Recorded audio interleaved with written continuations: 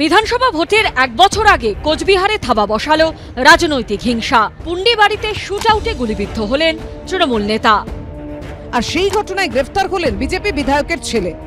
তৃণমূল সূত্রে দাবি, রাত 10টা সাড়ে 10টা নাগাদ ঝিনাইডাঙ্গার পার্টি অফিস থেকে বাইকে করে বাড়ি ফিরছিলেন তৃণমূল নেতা এবং পঞ্চায়েত সমিতির কর্মাধ্যক্ষ রাজু দে।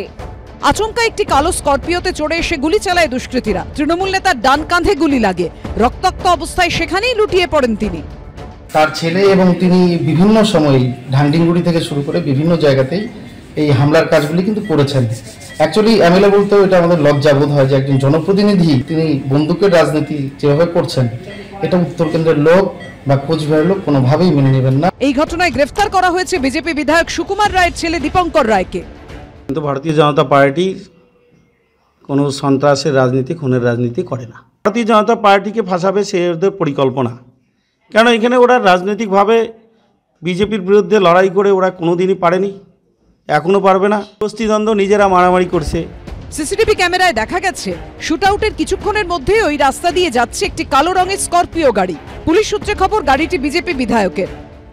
আমাদের তৃণমূল কংগ্রেসের একজন সক্রিয় সহযোদ্ধা, তার এক্সরেতে দেখুন এখানে বুলেট। কে গুলি করেছে? ভারতীয় জনতা পার্টির একজন লিডার, সেই লিডারের ছেলে। তারই গাড়ি ব্যবহার করে সে আক্রমণ করেছে। হিংসার কথা যারা বলেন তারা হিংসা একেবারেই করছেন। আমরা এর বিরুদ্ধে লড়ছি, নিশ্চয়ই অ্যারেস্ট হয়েছে। দেখুন, তৃণমূল কংগ্রেসের মুখে এই ধরনের কথা মানায় না।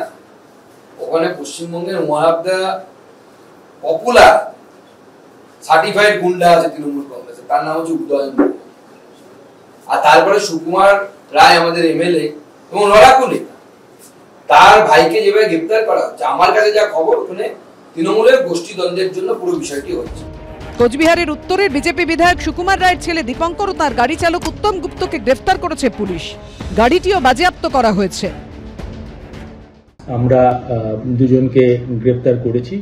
আমরা একটি কমপ্লেন্টও পেয়েছি যেখানে 4 জনের নাম রয়েছে, তার মধ্যে 2জন আমরা অলরেডি গ্রেফতার করেছি, বাকি 2জনের খোঁজ চলছে। এটা ছাড়া যে গাড়িটা, যে অভিযুক্ত গাড়িটায় করে তারা গিয়ে গুলি চালিয়েছিল, সেই গাড়িটিকেও আমরা বাজেয়াপ্ত করেছি। তৃণমূল নেতার গুলিবিদ্ধ হওয়ার ঘটনায় বিজেপি বিধায়কের ছেলে গ্রেফতার হতেই তা নিয়ে সুর চড়িয়েছে শাসক দল। রাজু দে কর্মাধ্যক্ষ কিছুদিন আগেই বিজেপির এই বিধায়কের গাড়ির সম্মুখে তিনি একটা বিক্ষোভ করেছিলেন, অ্যাজিটেশন করেছিলেন যে তিনি এই এলাকার কোন রাস্তাঘাটগুলো করেননি তার জন্য। সেই অপরাধে রাজু দেকে খুন করার উদ্দেশ্য নিয়ে গিয়ে তার বাহিনী গিয়ে তার গাড়িতে চেপে তাকে গুলিবিদ্ধ করলো। ঘটনাটি সঠিক নয় এবং আমাদের যিনি বিধায়কের ছেলে তিনি এই ব্যাপারে সম্পূর্ণ বিবৃতি দেবেন। তবে ঘটনাটি একটা প্লট করে করা হয়েছে বলে আমি প্রাথমিকভাবে জানতে পেরেছি। বছর ঘুরলে বিধানসভা ভোট, তার আগে শুট আউটে তৃণমূল নেতার গুলিবিদ্ধ হওয়া এবং বিজেপি বিধায়কের ছেলের গ্রেফতারি ঘিরে তপ্ত কোচবিহারের রাজনীতি। শুভেন্দু ভট্টাচার্য, ঐশী মুখোপাধ্যায় ও উজ্জ্বল মুখোপাধ্যায়ের রিপোর্ট, এবিপি আনন্দ।